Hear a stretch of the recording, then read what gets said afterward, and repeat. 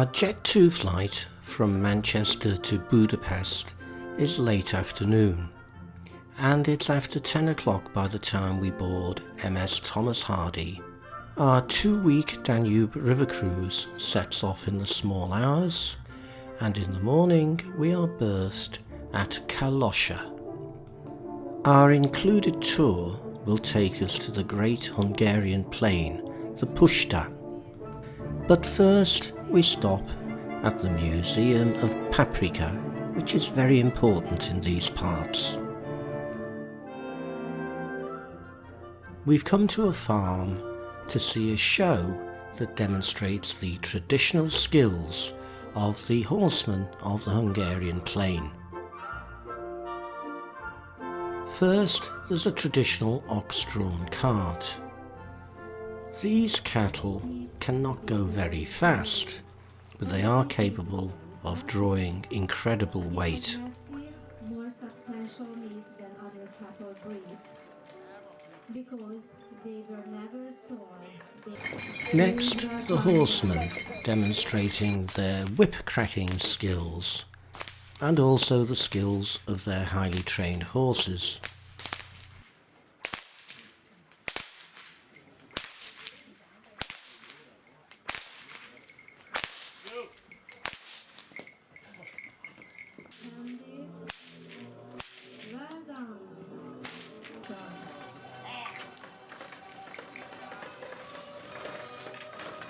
Next, a 3-in-hand horse-drawn cart.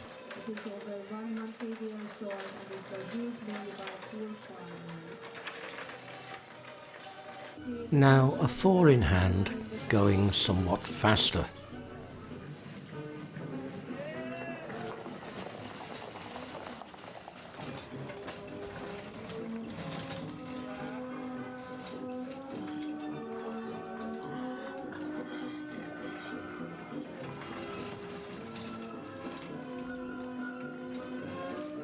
The star of the show is a single horseman controlling 10 horses simultaneously.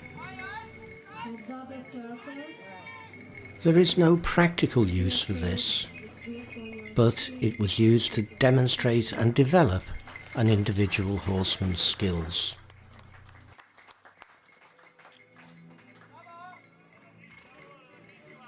And now the ceremonial ride past.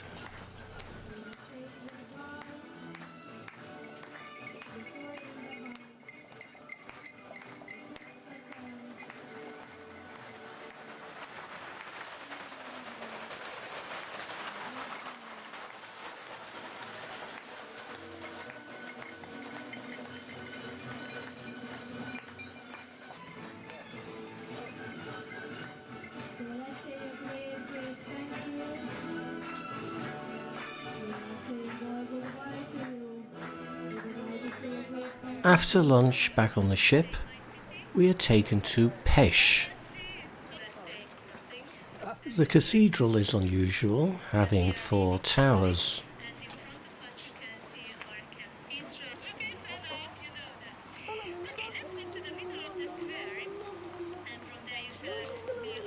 There's a statue of the composer Franz Liszt next to the bishop's palace.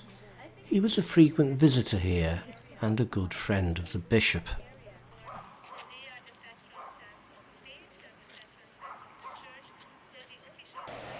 The main square of the old city. The former mosque has been turned into a Catholic church. Pécs was occupied by the Turks for about 150 years.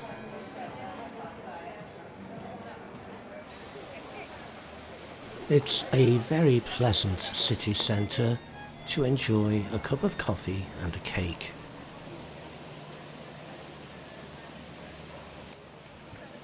While we've been in Pécs, Thomas Hardy has sailed downriver to Mohács, where we rejoin. During dinner there's a face-to-face passport check with the Hungarian border authorities, and then we set sail for Serbia.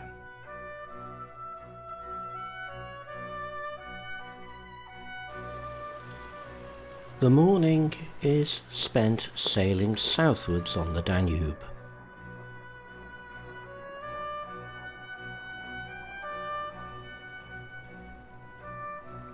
Approaching Belgrade, we turn into the Sava River, where we berth about noon. Our afternoon excursion takes us to the Serbian Orthodox Church of St. Sava, begun in 1935, but still not completed. Nearby, a statue to Nikola Tesla, the great Serbian engineer and inventor. Our coach tour of Belgrade takes us past the Serbian Parliament building, amongst other things. One of the buildings targeted in the NATO bombing of Belgrade in 1999. Belgrade Fortress is the ancient historical centre of the city and was originally founded in the 3rd century BC. Although obviously much extended and rebuilt over the centuries. This old ruin near the port is much more recent. In the morning, we're navigating the Iron Gates Gorge, with Serbia on our right-hand side and Romania on our left. Unfortunately, today is the worst weather we have on the cruise. It's pouring down. But we've come on deck to view the great sculpture of Decebalus, the last king of Dacia, defeated by the Roman Emperor Trajan in 105 AD. Never mind, we get a much better view in exactly a week on our way back up. By next morning, the Danube forms the border between Romania and Bulgaria, and we arrive in Nikopol, on the Bulgarian side of the river.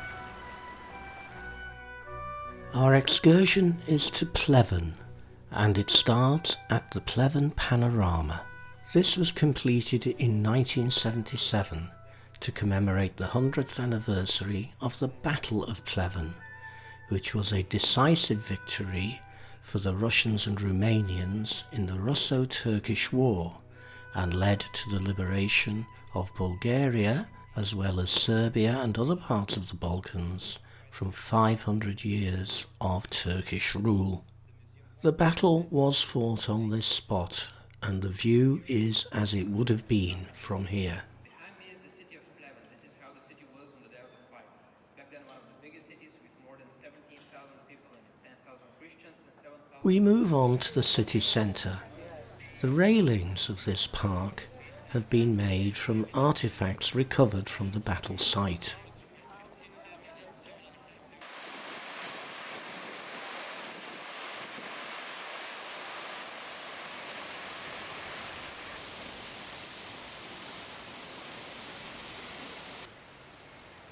The Pleven Mausoleum contains the remains of many of the Russian and Romanian soldiers who died at the battle.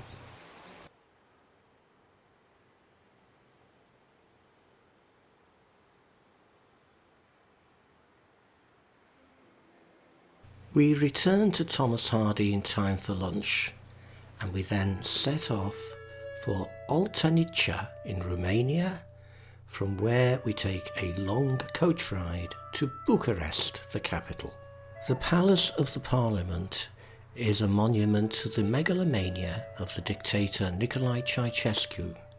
It remained unfinished at the time of his overthrow in 1989. Facing the palace is this wide boulevard that Ceausescu bulldozed through Old Bucharest. Revolution Square and the monument commemorating the 1989 revolution. The statue of Carol I, the first king of Romania. The Athenaeum Concert Hall.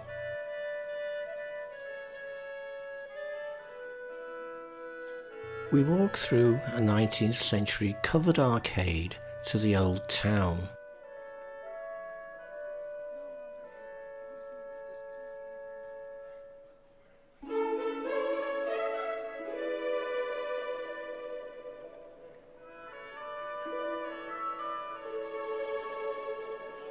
Stavropolaos Church dates from the early 18th century.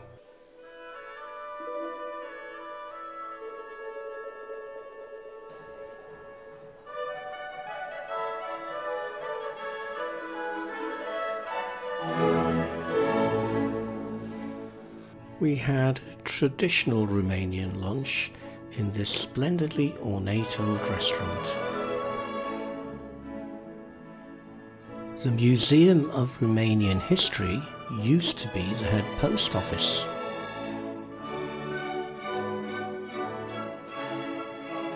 The Czech Bank building was built in 1900, and it's here that we wait for our coach back to Thomas Hardy. While we've been in Bucharest, Thomas Hardy has sailed quite a long way downstream, and we rejoin at Fătești. Overnight we sailed to Tulcea on the Danube Delta.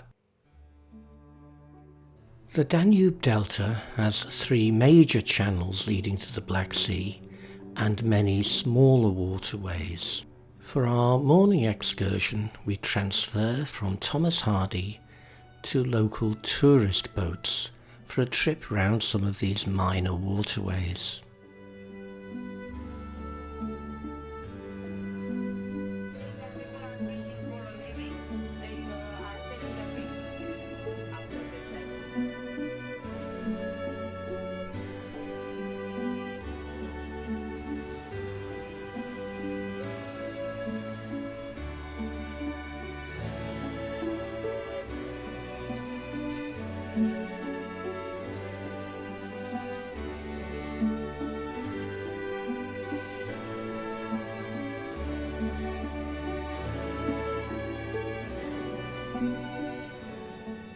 We passed lots of fishermen along the way, some of them very serious fishermen.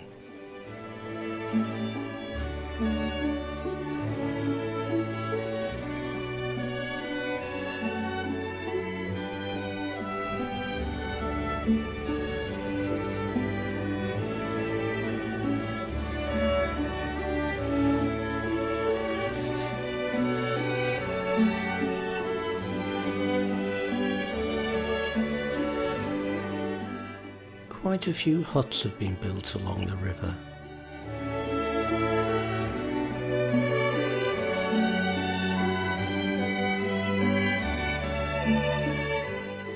After about 3 hours, we're turning back into the main channel and heading back towards Tulcea.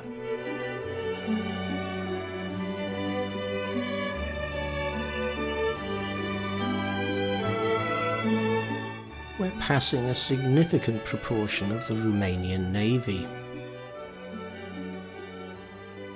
This is Nicolae Ceausescu's private yacht.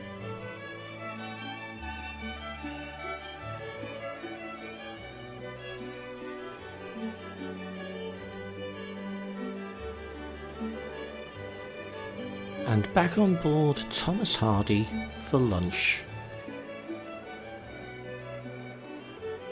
In the afternoon, the captain takes Thomas Hardy down one of the main Danube channels, the St. George's Channel, all the way to the Black Sea.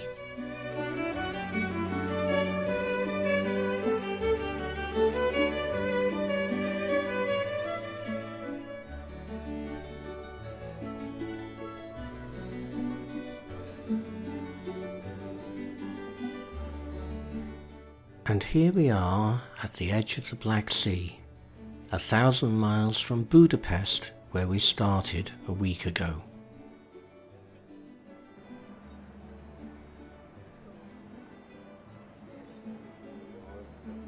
Time to turn round and start our journey back.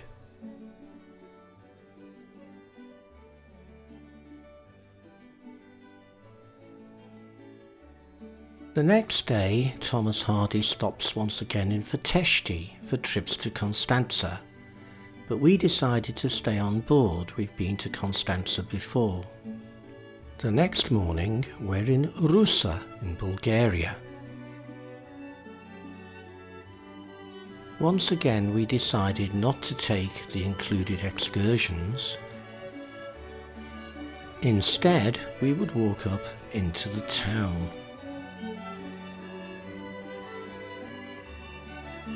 And it turned out that Rusa has a very pleasant town centre.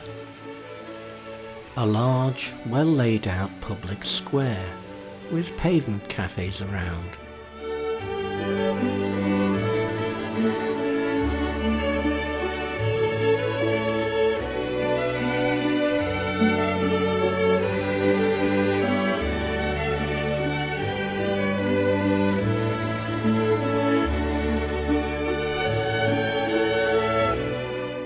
Back to Thomas Hardy for our midday departure.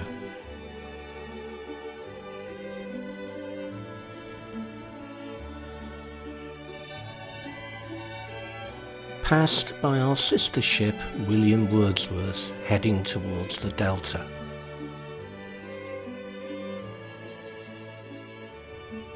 It's after lunch the following day when we arrive at Vidhan. Our excursion is to the Belgrade fortress. These rocks were first fortified by the Romans, but the main part of the fortress was built by the Bulgarians in the 1300s. It was later occupied and extended by the Turks. On the way back to the ship, we stop at the Baba Vida fortress on the outskirts of Vidhan. Said to be the best preserved medieval fortress in Bulgaria, this was also taken over and reinforced by the Turks.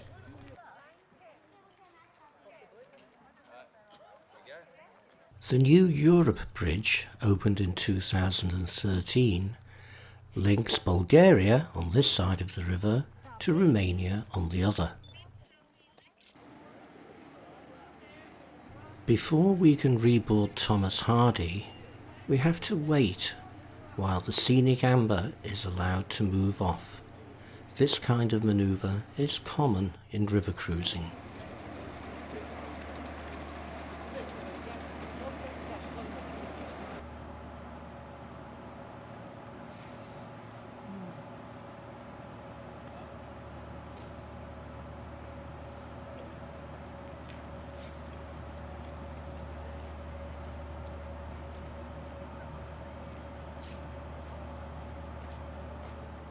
Next morning we pass through the Iron Gates Gorge again, and the weather's better, so we should be able to get a good view of the Decebalus carving.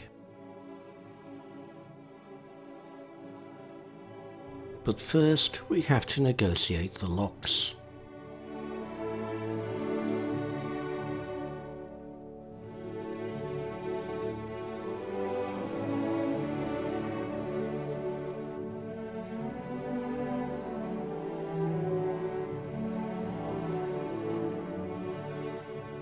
Serbia is now on our left-hand side and Romania on the right, and on the Serbian side is a Roman inscribed tablet from the 2nd century AD commemorating the Emperor Trajan's building of a road here.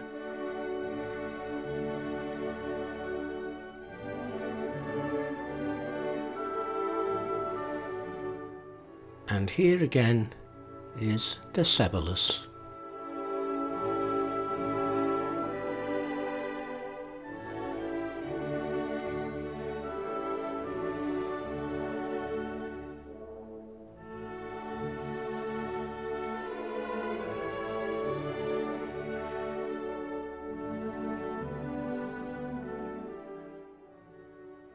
Late morning, we arrive in Donji Milanovac, Serbia.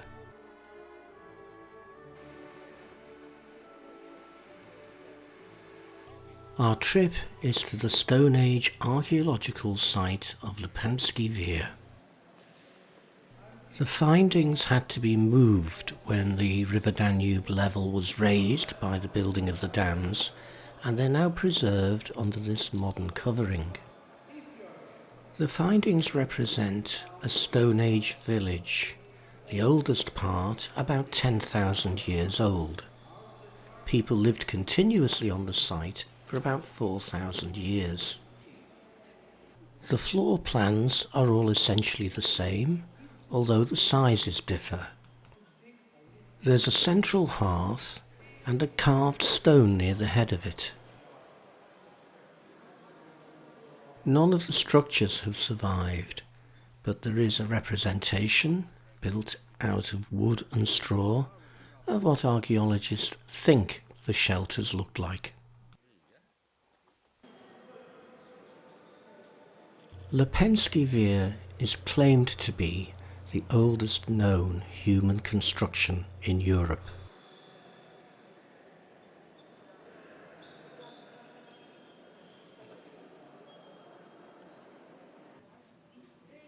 The carvings seem to be a cross between a human and a fish face, and probably had some sort of religious purpose.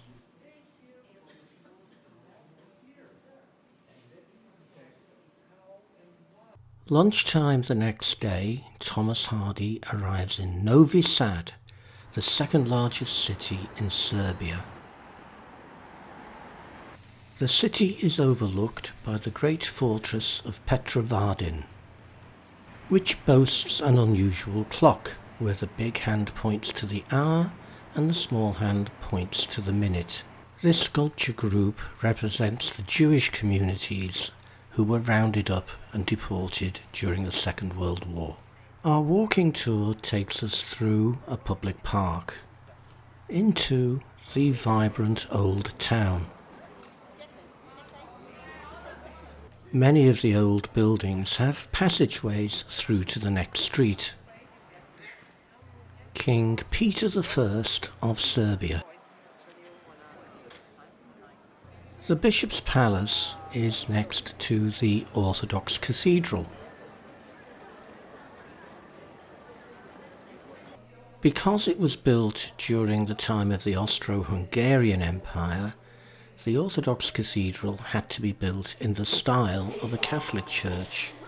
It is nevertheless an Orthodox church.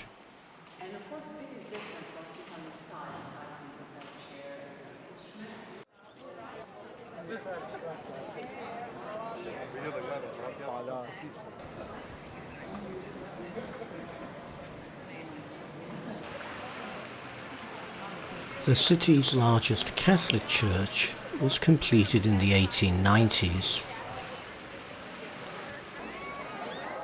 It opens onto Liberty Square.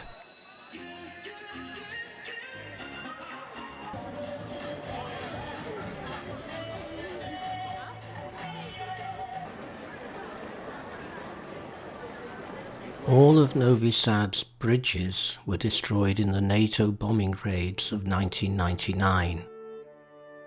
It's a short overnight sail for Thomas Hardy to Vukovar in Croatia. During the Yugoslav Civil War in the 1990s, Vukovar was virtually completely destroyed by the Serbs. The bullet-riddled water tower is being retained as a symbol of that conflict. Most of the city centre has been rebuilt or restored. The bombed-out Danube Hotel still stands empty, awaiting redevelopment.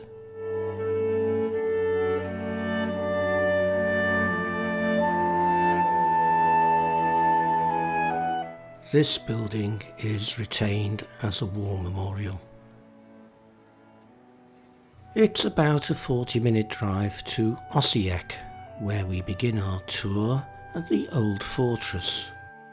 The citadel was built by the Austro-Hungarian Empire after they had driven out the Turks.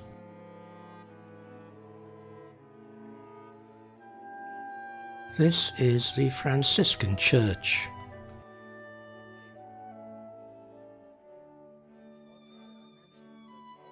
The main square contains a good collection of mainly Baroque buildings.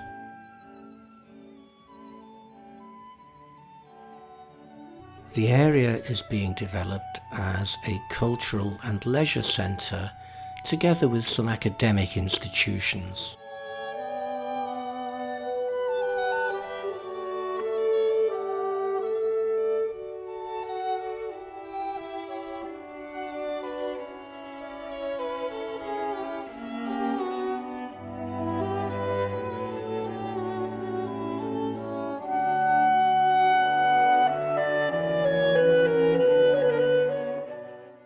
The more modern town centre is nearby.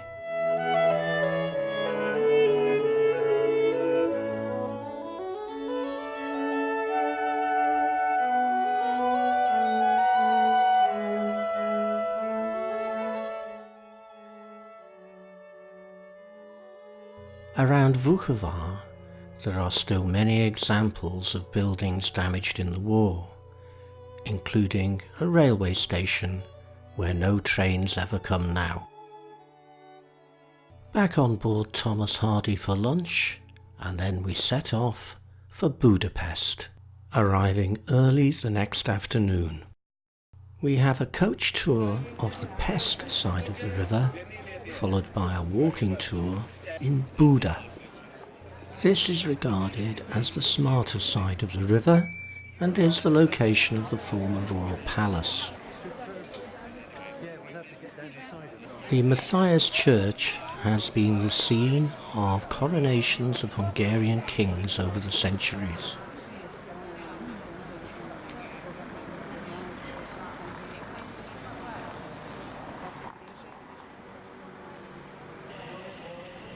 The view over the River Danube is quite spectacular.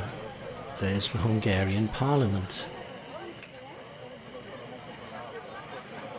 And St. Stephen's Cathedral.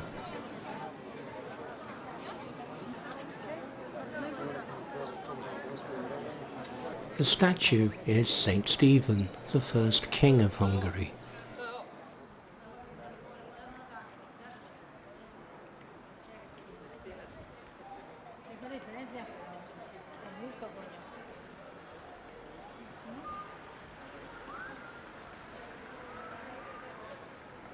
This 18th century building houses the Hungarian National Archive. This is a pre-war Soviet ZIL luxury limousine, strictly for the elite of the Soviet Union. It's being used to advertise a posh hotel. This is our last night on board Thomas Hardy, so we have the traditional parade of the staff, and very good they were too.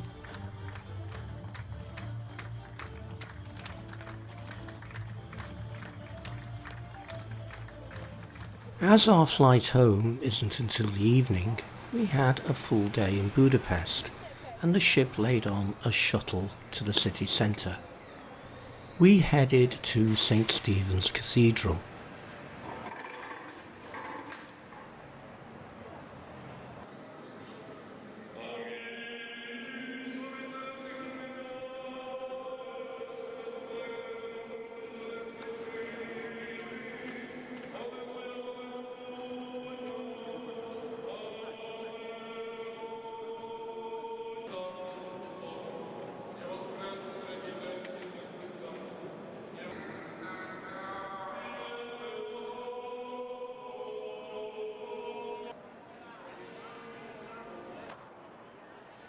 After stopping for coffee and possibly the best croissant we've ever had, we head down to the river.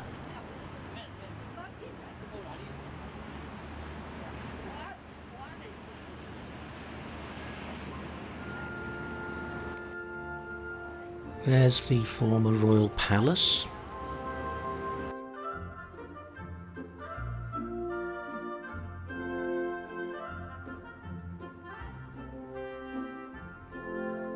Matthias Church. After lunch on board, we took a stroll to the 19th century market hall.